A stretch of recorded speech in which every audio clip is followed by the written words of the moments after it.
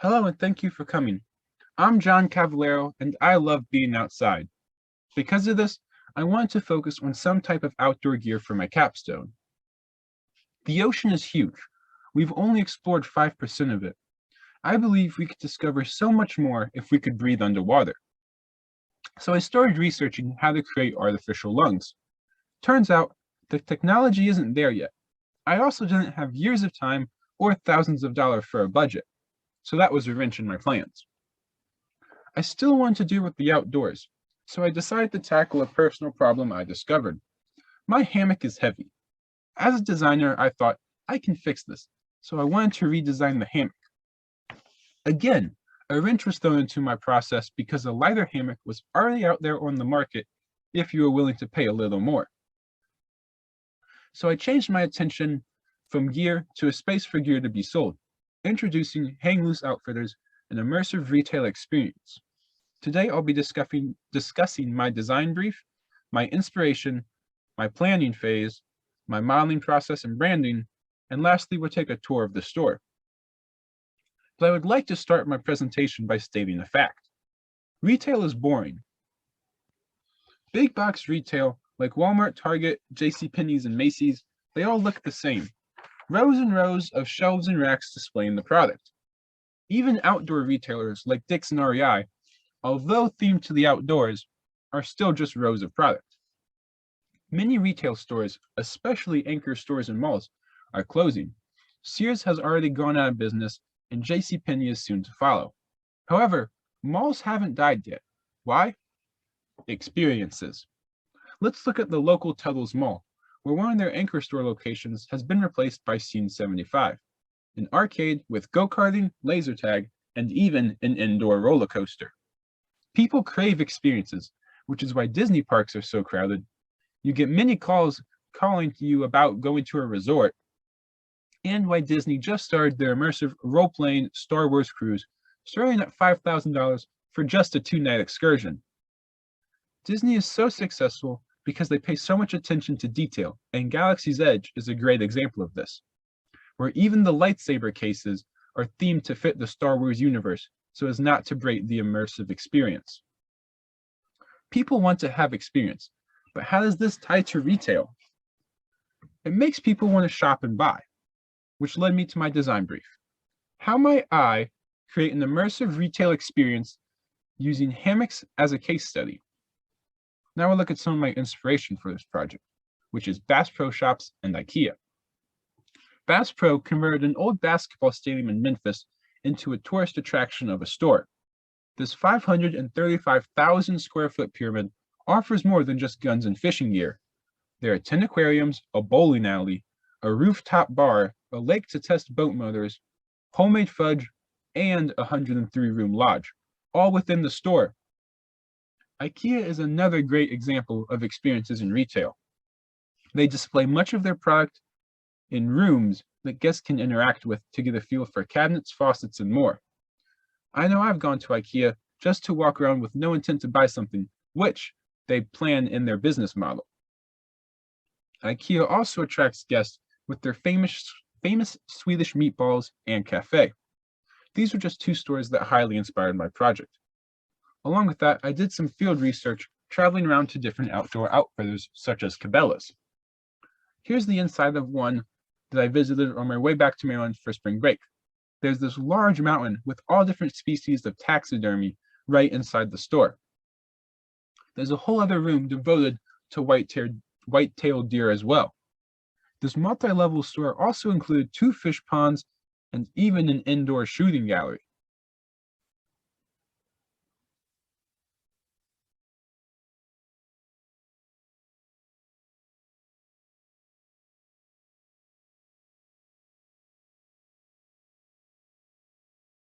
This animatronics moose head would challenge visitors to come and play in the gallery.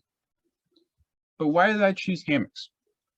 I think people have hesitations about falling out, they might not know how to stack hammocks, and I wanted to share my love of hammocking with others. I also did some surveys, asking people how they felt about brick and mortar stores versus online shopping, as well as to get hammocking experience levels. Here are some of the insights that I pulled out. where people are scared of falling out and stacking. They wanted to try before they buy, but most importantly, they wanted an experience, something they couldn't get online. I wanted to focus on try before you buy, as you don't have this opportunity with hammocks, since they come in their stuff sacks, and you won't be able to test it out to know if you really enjoy the product, so you'd have to go out on a limb as a first-time purchaser. With these insights, I started the design process. I first made 2 mood boards to get a feel for the store. This one is more of an overall vibe of the space. I wanted guests to relax, feel free, and get lost within the space. The second mood board is more of me thinking about possible places users could hammock, as well as I wanted to get a feel for adventure. This leads me to the planning phase. For my store, I chose this plot located in Cedar City, Utah. This is one of the largest cities near Zion National Park. But why did I choose to be near Zion? In 2021, 5 million visitors flooded Zion National Park. There are also many different environments. Whether you're hiking Angel's Landing or wading through the Narrows, there's always something new to explore. Thousands of people are traveling to explore Zion, many of whom are camping. Hammocks are a fantastic alternative to traditional tents that people may not have considered, and I want Hang Loose outfitters to educate and equip guests to go out prepared to hammock and explore. Looking at the footprint of Zion, I took it and converted it into my store's floor plan, and here we can see it on the site in the master plan. Here's vehicle circulation, showing a separate entrance for delivery trucks. Guest circulation shows where guests can interact and explore within the store. And here's employee circulation, demonstrating an alternative employee entrance, as well as employee-only spaces such as maintenance and offices. I also wanted to visualize the store in 3D, so I built a physical model, which I'll dive into later on. I separated the store into 4 main environments, giving each one a difficulty level. Let's start with the easiest environment, the backyard. Here's a mood board I created for the backyard. I wanted it to be familiar, welcoming, and relaxing. And here's a concept render of what I think this space could look like. Next, we'll move on into the forest. This is a lot more rugged of a space with wood and natural elements typical of what you find in the woods. And here is what I think this space could look like inside the store. Next, we'll go on to the ravine. There's a lot more verticality within this space, as well as rocky terrain essential to a cliff or ravine. And here's what I think the ravine could look like inside the store. Lastly is the cold room, where gear is very vital to this room as it's unique to cold weather camping and hammocking, and you won't find it anywhere else inside the store. And here's what I think this room could look like in Hang Loose Outfitters. Now we'll touch on my modeling process as well as some branding I did. I first started off by creating a base. This had to be cut into 3 separate sections for transport. I also added a 10-foot elevation change inside the store using pink foam to block those volumes out. Starting from the backyard to the top of the ravine and cold room, there's a 10-foot elevation change. I did the math so to make sure there's ADA compliant, and I wanted to let guests feel like they're climbing a mountain as they're progressing through the store and the different environments. I then started prepping the sections to pour concrete. And here's what one of the sections looks like after it has been taken out of the mold. I also created model trees where I twisted the wire into the form I desired, coated it in Mod Podge to smooth out the form, and then painted it and covered the tops in this tufted grass material. I also created different set pieces. Here we can see some of the pieces in progress in the backyard area, as well as some elements to be used in the forest as well. Of course, I need to create rocks for the ravine, so I carved them out of pink foam as well, and then painted them. I did a couple different base coats, and then used a technique called dry brushing, where you use a brush that hadn't been dipped in water to lightly coat the surface.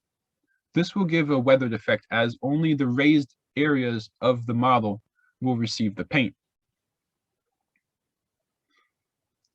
And here is the most important element of all, hammocks. You can't have a hammock store without scale hammocks. So here we can see it next to my finger to give you a little idea of how small these actually are.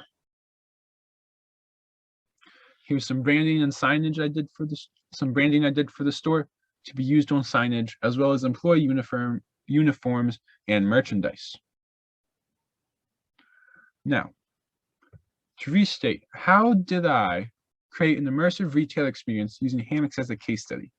I wanted to include different immersion elements using different senses. So the glass roof will allow natural light to come in and users to see the sky as if they were actually outside. Speakers immerse guests through sound, playing nature's noises like birds chirping in the forest instead of catchy pop music as you would find in typical retail. There's a grate covering the stream inside the store instead of glass so that guests can hear the rush and crash of water. And video screens make it seem like moving murals continue the environment past the store walls. And set pieces make you feel like you're actually in the environment instead of in an empty space. With that, let's take a walkthrough of the store.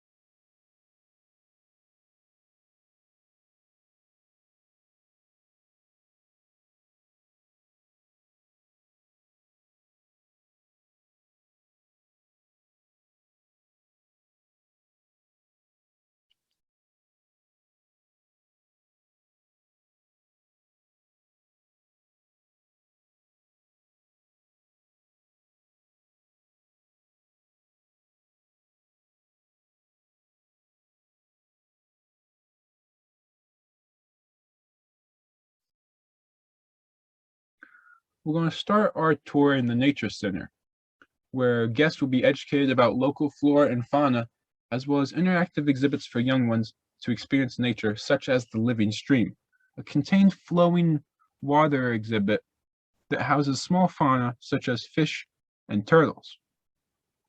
I desire guests who are not so into exploring the outdoors to be gradually immersed in a hands-on way. Leaving the Nature Center, guests will then head into the backyard, where overhead string lights will shine a warm glow over the set pieces, creating a relaxing environment. A large outdoor fireplace also adds to the ambiance of the space, and guests can relax in hammock chairs as well as single and double hammocks. In the forest, guests get lost in the leafy canopy above them. Here they discover single and double hammocks, as well as triangle hammocks and suspension tents. And they pass over a pond that flows from the ravine environment, heading in that direction. In the ravine, guests crane their necks at the 40-foot walls of rock reaching the ceiling. Here, they can learn about stacking hammocks. They can safely climb up the single and double hammocks provided for them under employee supervision. They follow the rushing river beneath their feet towards the cold room.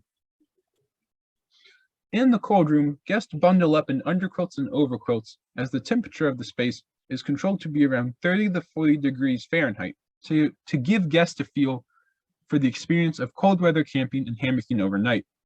Here they can test gear that they might not have even known existed before coming to Hang Loose Outfitters.